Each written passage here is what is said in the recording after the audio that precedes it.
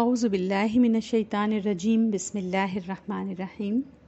Audio number 14 قوم عرب۔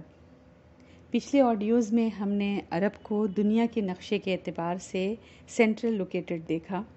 3 بر اعظم سے کنیکٹڈ، سی اور لینڈ کے راستے کی سہولت، تجارتوں کا مرکز، چاروں طرف صحرا۔ انشاءاللہ اسی پر آگے بات کرتے ہیں۔ تو اسی صحرا کی وجہ سے کسی نے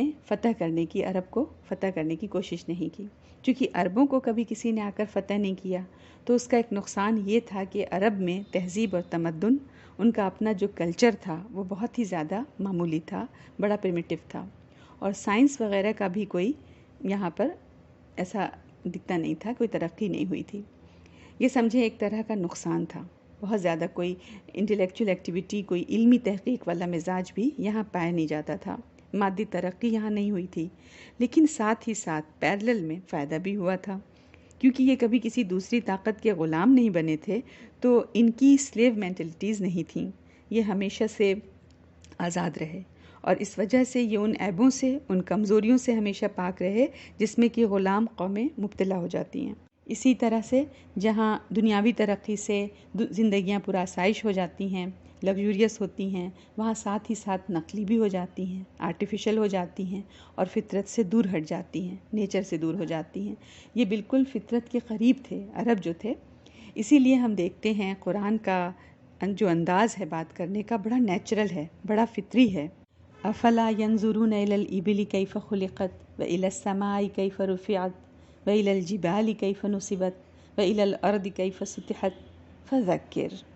کہ دیکھتے نہیں کہ اونٹ کیسے بنایا گیا، زمین کیسے ہموار کی گئی، آسمان کیسے بلند کیا گیا، پہاڑوں کو کیسے جما دیا گیا، فذکر، تو چاہیے کہ نصیحت حاصل کر لیں، آپ نصیحت کر دیجئے۔ تو فطرت کے بہت قریب تھے وہ، لیکن اگر آسائشیں بہت آ جاتی زندگیوں میں تو زندگی بہت نقلی ہو جاتی اور پرآسائش ہو جاتی، اور پرآسائش زندگی جب ہوتی ہے تو لازمی طور پر کاہلی آتی ہے، عیش پسندی آ جاتی ہے، جفا کشی نہیں رہتی۔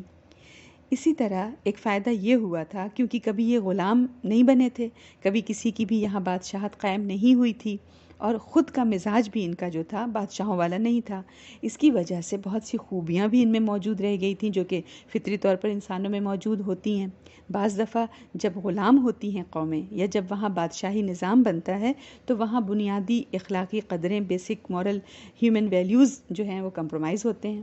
جیسے لوگوں کے اندر سے ایمانداری ختم ہونے لگتی ہے اور ایفائے عہد ختم ہو جاتا ہے، پھر وہ جھوٹ بولنے لگتے ہیں، وہ دھوکہ دینے لگتے ہیں، خود غرض ہو جاتے ہیں۔ ان کے اندر یہ چیزیں نہیں تھیں۔ تو عربوں میں جہاں بہت بڑی بڑی اخلاقی خرابیاں تھیں، اور بے شک ان میں بڑی بڑی خرابیاں تھیں، بڑے عیب بھی تھے، وہی بہت سی خوبیاں ان کے اندر بنیادی طور پر ایسی پائی جاتی تھیں جو کہ بہت قابل قدر تھیں۔ تو انشاءاللہ اگلے آڈیوز میں ہم عربوں کے اخلاق اور کردار پر ایک سرسری نظر ڈالیں گے، تاکہ نبی اکرم صلی اللہ علیہ وسلم کی سیرت کو ہم صحیح طریقے سے سمجھ سکیں۔ والسلام علیکم ورحمۃ اللہ وبرکاتہ۔